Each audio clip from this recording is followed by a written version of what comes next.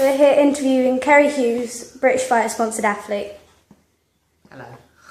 Your last fight was December the 7th of last year against Agnieszka. Despite the defeat, were you happy with your debut performance? No, not at all, unfortunately. I mean, it was, I think there's always, you can make excuses, anything else. I chose to take the fight and unfortunately didn't go out there and perform anywhere near what I would have been happy with. I'd say it's probably career worst performance for me. But going on from that, I've spent the last 6 months improving, taking things back to the drawing board, and I'm fairly happy that when I go into fight on Saturday, you're going to see a very, very different fighter, a very different performance. I don't plan to make the same mistakes again. Take nothing away from Agnieszka, obviously, but I'd love a rematch sometime in the future. Your second fight on Cage Warriors is against Amanda Kelly on Cage Warriors Super Saturday. Are you excited to be part of Cage Warriors' biggest event yet? Yeah, definitely. Who wouldn't be? It's at first I just knew I was fighting on the 7th before I knew that Super Saturday was happening and what existed. And at every stage where more details have come out, more fights have been announced and everything else, it's just got more and more exciting. It's looking like being an amazing card. And I'm really glad that I think I'm about third on the card, so that means I get to sit and watch the whole thing. It should be fantastic. I think we're very, very lucky to be signed to Cage Warriors. Looking at what some of the other promotions are doing and the way things are running, they seem to be the only promotion currently, to me, that's really showing the professionalism. And I'm very much looking forward to Super Saturday and following competitions as well. There are 3 others from the team fighting on this show.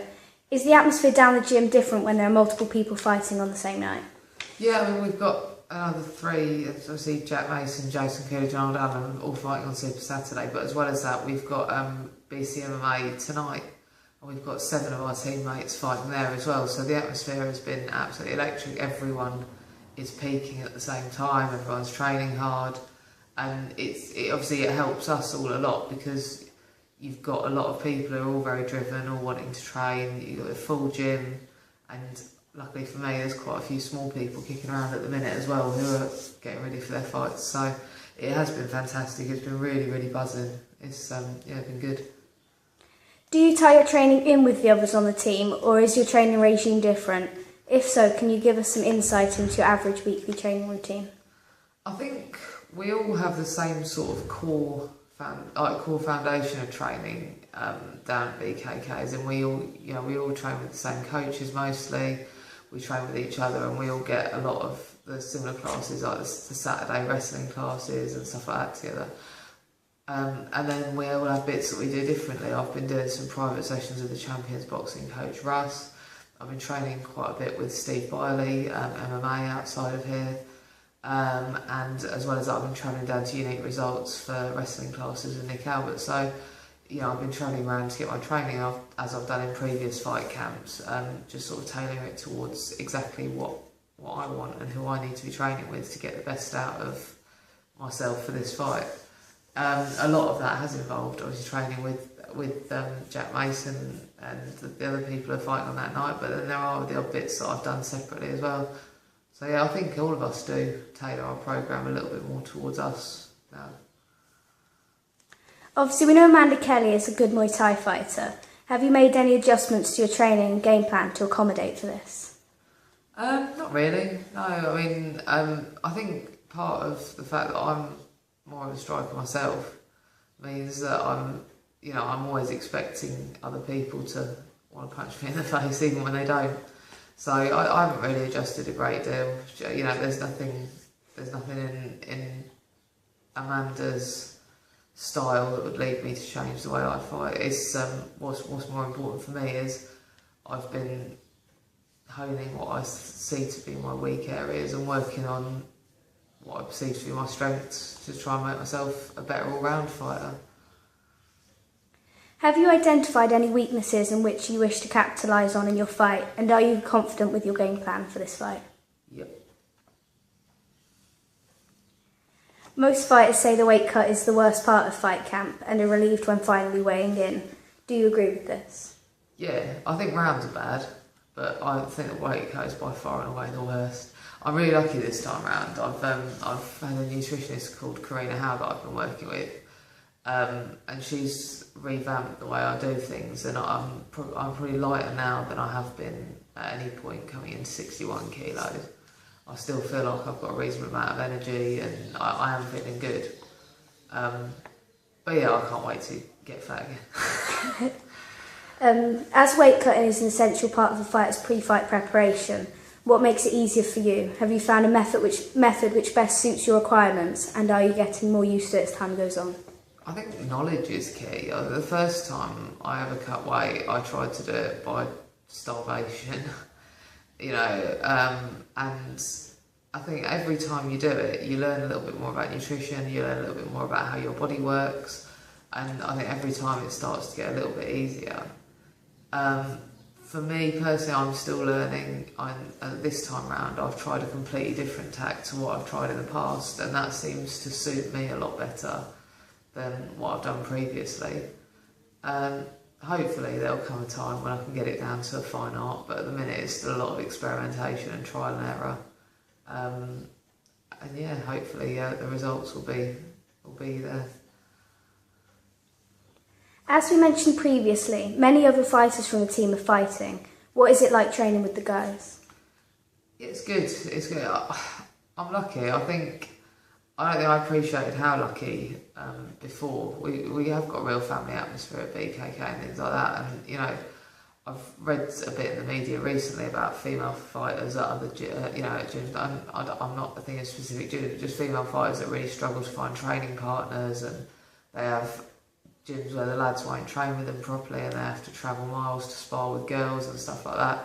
I don't have that. I've got a team of people who are quite happy to thump me in the face, and it's a really good atmosphere. As I say, I'm particularly lucky that I've got the support of people like Steve outside of the gym as well. So if there's areas that I'm feeling weak on and I'm not picking up on, I can go to Jack Mason or Nick Albert, my wrestling, and say, I'm really not sure about this, or I can go to Steve and say, I've tried this sweep and it's not really working for me, you've got alternatives.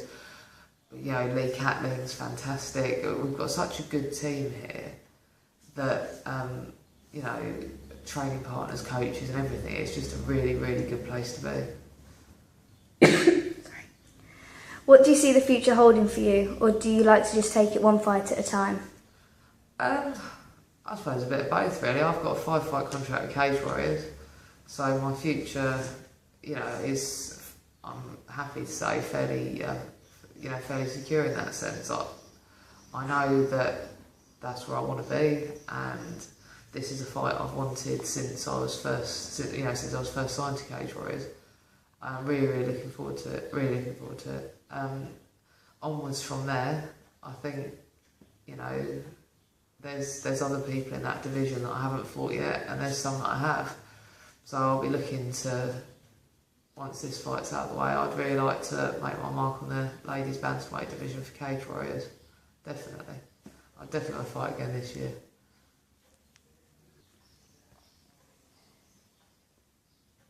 Finally, do you have anyone you would like to thank for helping you prepare for your fights? Yeah, the whole team at BKK Fighters are fantastic. The guys at Unique Results are amazing. I am really lucky there, but you've got your coaches, so Stu Barlegs and Aaron Burton have been great. Ross, champions.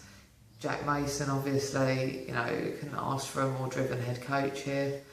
We've got Nick Albert, who's, never ever, it always amazes me the stuff you just pick up from watching him wrestling and the little tips that change your game completely.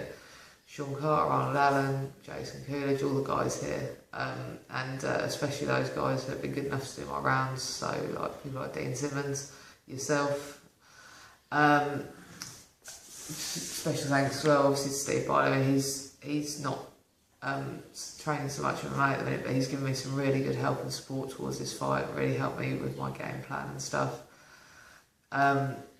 Lee Catling as well, fantastic jiu-jitsu coach. In terms of outside of that, obviously nothing to remember, but British fighter, fantastic, really look after us athletes. Octagon wear and lockdown fight wear, again, they're really helpful. People underestimate the cost and everything else that's involved with the fight camp, and the sponsors really do make it viable for us to compete. E-Protein, without a doubt, the best protein company I could have asked to work for. You know, fantastic products, really, really great. They really look after us. You've got London Bike Training School as well, really great company if you happen to want to learn to ride motorbikes and things. You know, again, like people helping out with fight camps and stuff like that is absolutely invaluable. And potential performance as well. Strength and conditioning for me is a very big part of my preparations and has helped a lot. I couldn't ask for better help from the guys there. Nutrition wise from Karina Howe, and then obviously my strength and conditioning coach is my Ralph as well, which is doubly good because it means that when I don't want to train in the evenings I'll get dragged out on runs and things like that. So thank you very much to him because I couldn't do it without that sort of support. Never-ending list really, isn't it? I could go on all day. Okay, thank you for your time and all the best for Cage Warriors 69.